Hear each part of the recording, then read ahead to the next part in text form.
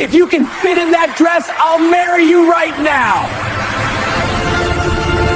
If you can fit into that dress, I'll marry you. He laughed as 300 people watched a billionaire turn a maid into his punchline. But when Teresa Karp walked back into that same ballroom 90 days later, wearing the very dress he mocked her with, every flash, every whisper, every camera turned against him. What she revealed next didn't just ruin his reputation. It destroyed his entire empire. By dawn, she was standing outside Rita's gym on 12th Avenue. The place looked like it had survived a war. Peeling paint, cracked windows patched with duct tape, a neon sign that flickered the word open in dying bursts. Not the kind of gym where Manhattan's elite sculpted their bodies. This was where people came to fight their demons, one rep at a time. Teresa pushed through the door. The smell hit her first. Sweat, old leather, and something metallic she couldn't name. A heavy bag swayed in the corner. Weights lay scattered across rubber mats worn thin by years of use. Behind the front desk sat a woman who looked like she could still go 10 rounds. Rita Miles, 52, former Golden Gloves champion, now owner of the last honest gym in the city. Gray streaked through her close-cropped hair. A scar ran along her left eyebrow, a souvenir from a fight she'd won. She looked up from her coffee. "First time?" Teresa nodded, her voice steadier than she felt. "I've got 90 days to fit into a size 2 dress." Rita's eyes narrowed, reading the story written in Teresa's clenched jaw and sleepless eyes. "Size 2, huh? What's the real reason?" "To make a billionaire regret every word he said to me." A slow smile spread across Rita's scarred face. "Now that's a goal I can work with." She stood, rolling her shoulders. "You've got 90 days to prove that fool wrong. Let's get to work." That morning began the war. 4:30 a.m. Teresa's alarm screamed in the darkness. Her muscles protested as she dragged herself to the gym. Rita was already there, coffee in hand, workout plan written on a whiteboard. Weights, cardio, more weights. Teresa's hands shook. Her legs burned, sweat soaked through her shirt. "Again," Rita commanded. "That billionaire's laughing at you right now. You gonna let him?" Teresa lifted the weights. 7 o'clock a.m. She traded her gym clothes for her maid's uniform, arriving at the hotel with sore muscles and fresh determination. While she scrubbed marble floors and polished chandeliers, she counted reps in her head. Every stroke of the mop was a countdown. Every bucket of dirty water was shame being washed away. 4 o'clock p.m. Home to her aunt's apartment. Mabel Karp, 68, bedridden since the stroke 3 years ago. Teresa helped her eat, changed her bedding, read to her from old-fashioned magazines. "You're different," Mabel whispered one evening, studying her niece's face. "What happened?" Teresa smiled. "I remembered who I used to be." 10 o'clock p.m.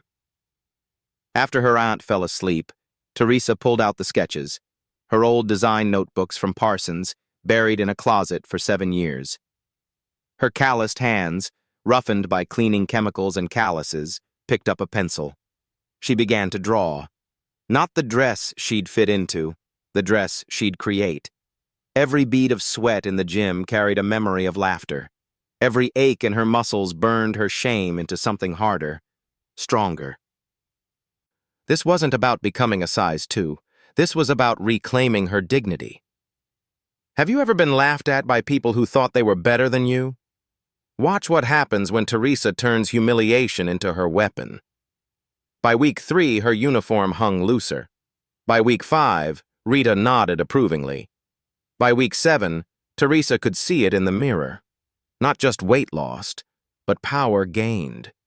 She was becoming someone even she didn't recognize. Someone who didn't look away anymore. Week 4 brought something Teresa hadn't expected. Fame. She was restocking toilet paper in the hotel's executive bathroom when her phone buzzed. Then again, and again. By the time she pulled it from her pocket, 17 notifications glowed on the cracked screen. Someone had posted the video. The gala. The dress. Ernest's declaration. Her humiliation, captured in 4K clarity and uploaded to every corner of the internet, at Justice for Workers. This is disgusting. Billionaires really think they can humiliate anyone. At Body Pause Warrior. She's beautiful exactly as she is. This man should be ashamed. At NYCT Spill. Ernest Blackburn is trash. 6 million views and climbing. #Blackburn exposed. 6 million views in 3 days. The video had gone viral. Teresa's hands trembled as she scrolled through hundreds of comments, some defending her, others dissecting her appearance with clinical cruelty, a few demanding Ernest apologize. She closed the app and returned to work. But the internet doesn't forget, and it doesn't stop. In his glass-walled penthouse 40 floors above Central Park, Ernest Blackburn listened to his PR director pace. "We need to get ahead of this," Marcus Chen said, laptop open, graphs showing engagement metrics climbing. "Issue a statement. Say it was taken out of context. Donate to a women's charity." Ernest waved him off, bourbon in hand, smirk firmly in place. "Public outrage dies fast, Marcus. It always does. They'll be angry at some politician or celebrity by next week. Just wait it out." "Sir, this isn't going away." "Then make it go away. That's what I pay you for." But fate, as it turned out, had other plans. The next afternoon, Teresa was assigned to clean Ernest's penthouse, a task she normally dreaded, but today felt different, purposeful. The space was obscene. Floor-to-ceiling windows overlooking Manhattan, marble imported from Italy, art worth more than most people's houses. She worked methodically, dusting, vacuuming, polishing, invisible as always. And then she saw it. Ernest's tablet, left unlocked on the kitchen island. Her pulse spiked. She glanced toward the hallway. Empty. He was on a call in his office, door closed, voice muffled. Teresa's hand hovered over the screen. "Don't. You'll lose your job." Maybe worse. But her fingers moved anyway. Emails filled the screen. Subject: Foundation transfer. Urgent. Make sure the donation receipt shows 2 million. Actual transfer 200K. Usual accounts. Subject: NDA. Compliance. She's asking questions. Increase the settlement offer. If she refuses, activate the usual channels. Subject: Employee incident. Fire her. Quietly. No severance. Make sure she signs. Her breath caught. Fake charity receipts. Hush payments. Threats disguised as business correspondence. Evidence of everything. Teresa's hands shook as she pulled out her phone, photographing screen after screen. Her heart hammered so loud she was certain Ernest would hear it from the other room. 30 seconds. 60. 90. She closed the tablet, placed it exactly where she'd found it, and forced herself to breathe. That night, in her tiny apartment with the cracked mirror and grocery store smells seeping through the floorboards, Teresa did something reckless. She searched. Amelia Hart Blackburn Holdings. The results told a story. Former PR director. Fired 1 year ago under unexplained circumstances. Now freelance, vocal about corporate corruption on LinkedIn. Teresa created a burner email account. Subject: You don't know me, but we share an enemy. She attached 3 of the photos. Hit send. The reply came in 7 minutes. You're not the first woman he's humiliated, but you might be the last. Call me. A phone number followed. Teresa stared at the screen, heart racing. She'd come for the dress, but she'd found something bigger, something that could burn Ernest Blackburn's empire to the ground. The cafe was the kind of place Manhattan forgot existed, tucked between a laundromat and a bodega in Queens, where the coffee came in chipped mugs and nobody asked questions. Teresa arrived first, choosing a corner booth with a view of the door. Her leg bounced under the table. Every instinct screamed this was a mistake. Then the door opened. Amelia Hart looked exactly like her LinkedIn photo. Sharp blazer, dark hair pulled back, eyes that had seen too much. But in person there was something else. Something harder. She spotted Teresa immediately and crossed the cafe like she owned it. "You're braver than I thought," Amelia said, sliding into the booth. No handshake, no pleasantries. She dropped a manila folder on the scarred table between them. Teresa stared at it. "What is this?" "Everything I couldn't say when I worked for him." Amelia pushed the folder forward. Witness statements, leaked financial files, NDAs he made women sign after he... She stopped, jaw tight. "Let's just say you're not the first person he's humiliated. You're just the first one he did it to on camera." Teresa opened the folder with trembling hands. Names, dates, settlements ranging from $50,000 to $300,000. Women who'd worked for Blackburn Holdings, assistants, junior executives, event staff. All silenced. All disappeared from public record. "He's not just arrogant," Amelia said, voice low and sharp as a blade. "He's dangerous. He knows exactly how much money it takes to make problems go away." Teresa looked up. "Why are you helping me?" "Because he fired me when I refused to cover up another incident. Blacklisted me. Told every major firm in the city I was unstable." Amelia's smile was bitter. "I've been waiting for someone brave enough or angry enough to fight back." "I'm just a maid." "No." Amelia leaned forward. "You're the woman he humiliated in front of 300 people and 6 million cameras. You're the story the internet won't let die. You're the one weapon he can't buy off." The plan formed between sips of bad coffee. Teresa would continue her transformation, not just physical, but total.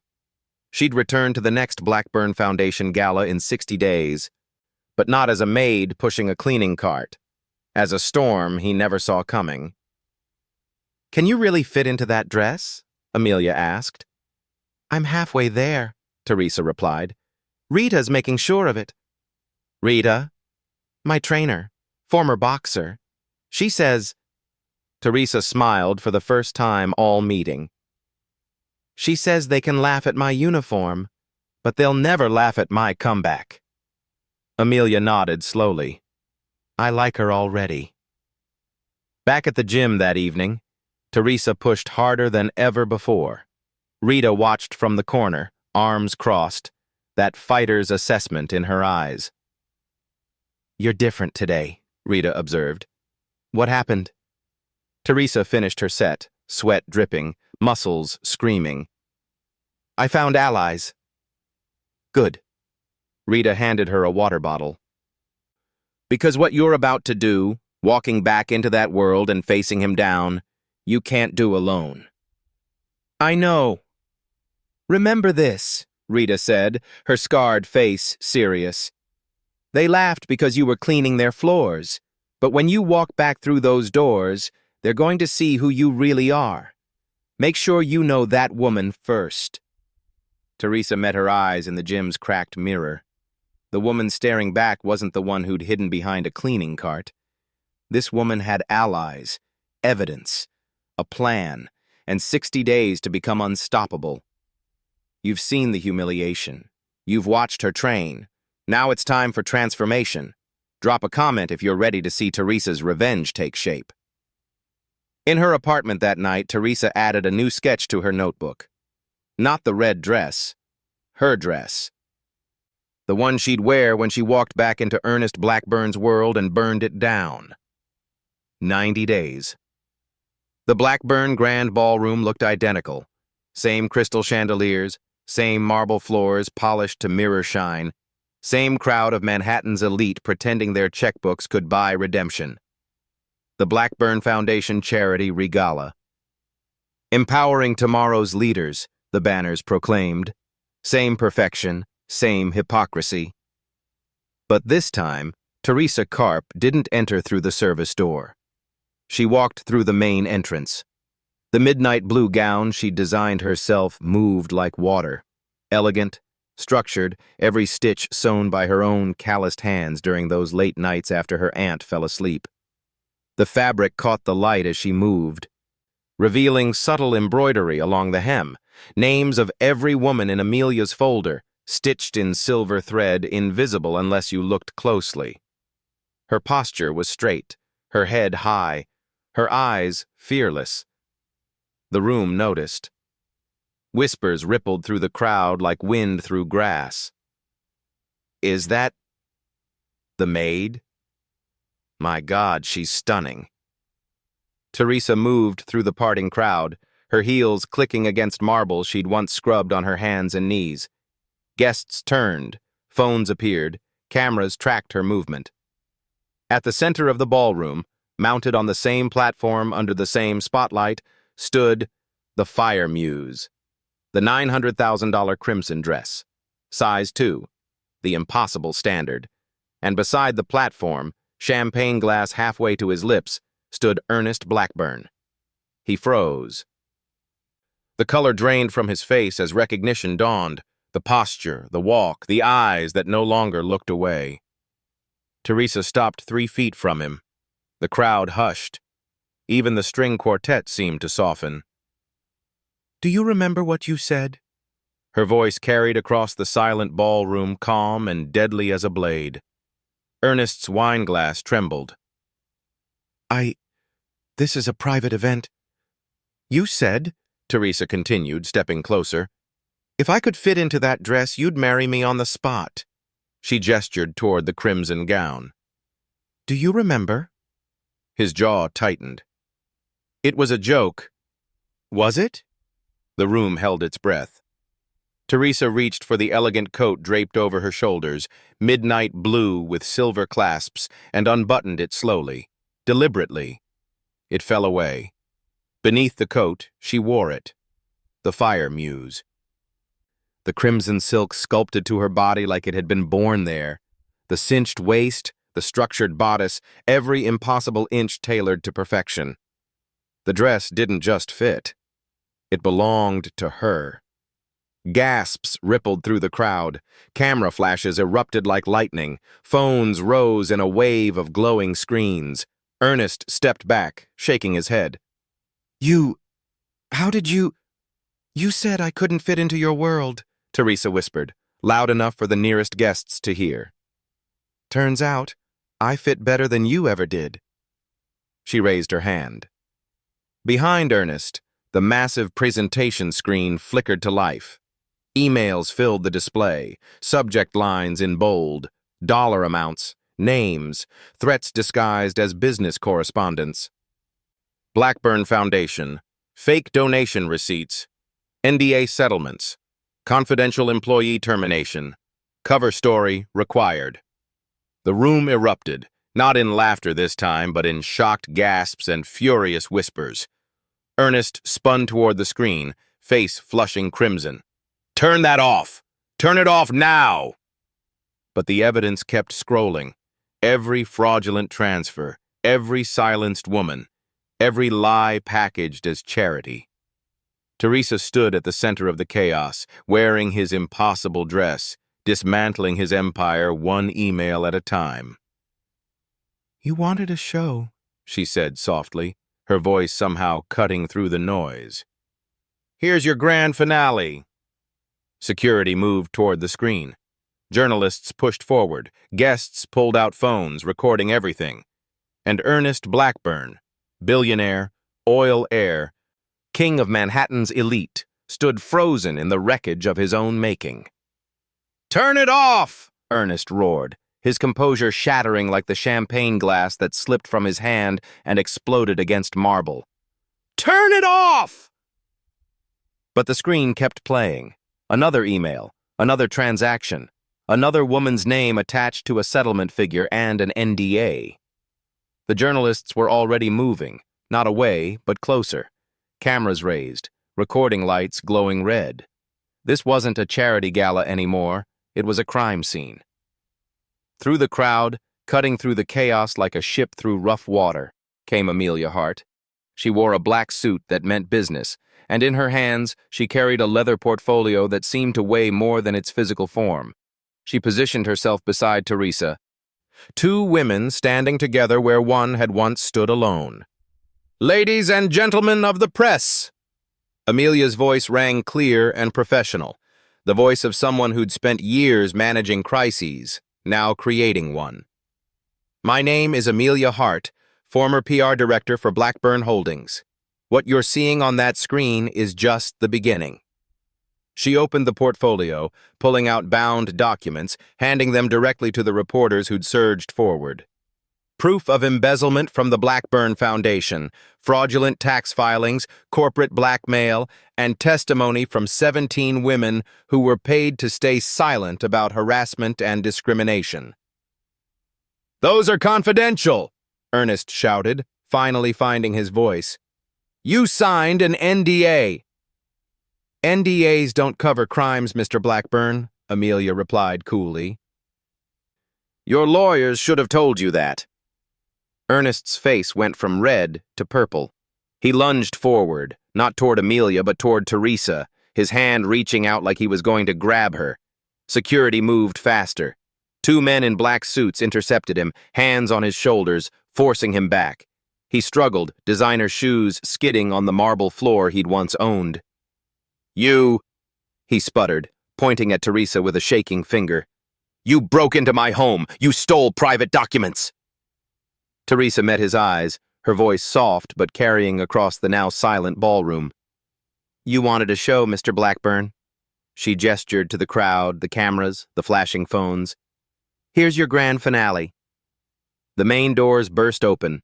NYPD officers entered, not the private security money could buy, but real police with badges and authority that couldn't be purchased. A woman in a detective's shield led them, eyes scanning the room before landing on Ernest. "Ernest Blackburn?" Her voice was official, final. He straightened his tuxedo, trying to summon dignity. "This is a misunderstanding. Sir, we have a warrant for your arrest on charges of fraud, embezzlement, and obstruction of justice. You have the right to remain silent." The ballroom erupted. Guests gasped, some backing away as if guilt were contagious. Camera flashes turned into a blinding storm. Reporters shouted questions over each other. "Mr. Blackburn, did you know about the fraud? How many women were silenced? Is the foundation bankrupt?"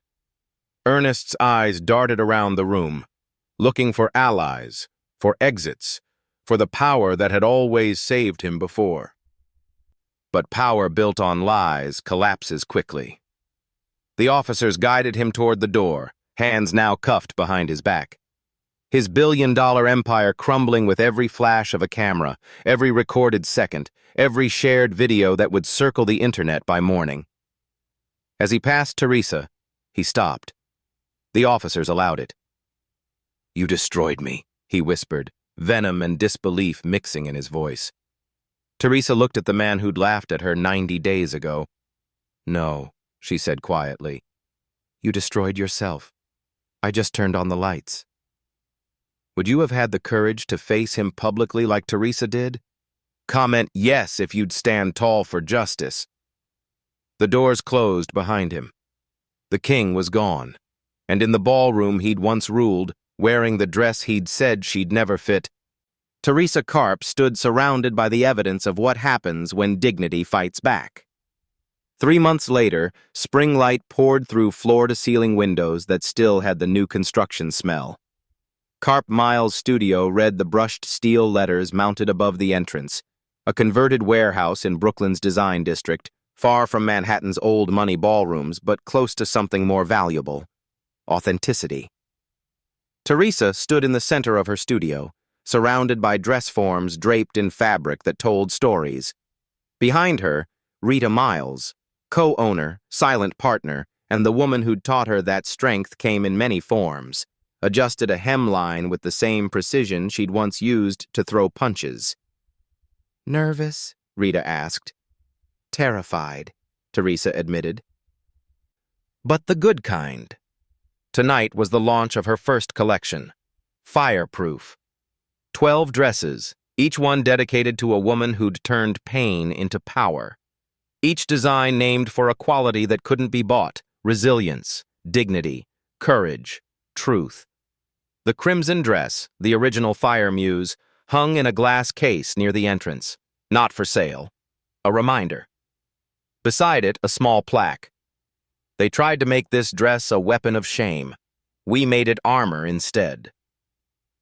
That evening, in her aunt's apartment, now renovated, accessible, filled with light, Mabel Karp sat in her motorized wheelchair, remote in hand, watching the news. The anchor's voice filled the room. Former billionaire Ernest Blackburn was sentenced today to 4 years in federal prison for fraud, embezzlement, and coercion. Prosecutors cited evidence provided by whistleblowers, including former employees. The Blackburn Foundation has been dissolved, with remaining legitimate assets redirected to actual charitable organizations. Mabel turned to her niece, who'd just arrived home to change for the show. "You did that." Teresa shook her head, fastening an earring. "We did that. All of us." "Are you happy he's going to prison?" Teresa paused, considering. "I'm not celebrating his suffering, Aunt Mabel. Justice isn't revenge. It's balance." The scales finally evened out. Mabel smiled, tears in her eyes. "Your mother would be so proud." 2 weeks after the fashion show, which had sold out, gone viral for the right reasons, and landed Teresa on 3 magazine covers, a letter arrived. Plain envelope, no return address, postmark from a federal facility upstate. Teresa opened it carefully. The handwriting was neat, controlled, different from the aggressive signatures she'd seen on those emails. "You didn't destroy me. You revealed me. I spent 45 years building an empire on lies, and 90 seconds watching it crumble taught me more than all those years combined. I'm paying my price now. It's the first honest thing I've done in decades. Thank you for that. I don't expect forgiveness. I don't deserve it. But I wanted you to know. You were right. About all of it. No signature." Teresa read it twice, then folded it carefully and tucked it into her sketchbook, the same one that held her old Parsons designs and her mother's photograph. Not as a trophy, as closure. The night of her official flagship store opening, the venue was packed. The Blackburn Grand Hotel had new owners now, and they'd invited Teresa to host her launch in the same ballroom where everything began. Same chandeliers, same marble floors, different woman. As cameras flashed and reporters crowded close, one journalist pushed through with a microphone.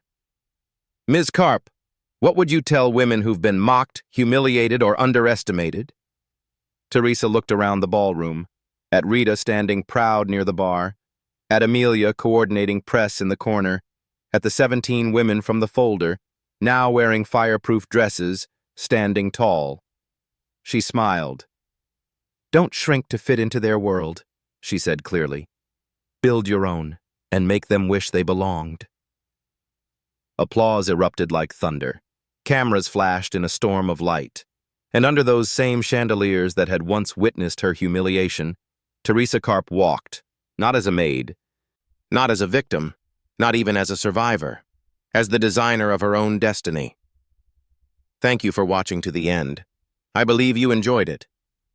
We have a lot of other interesting stories like this lined up for you already, so click the image showing on your screen to watch the next.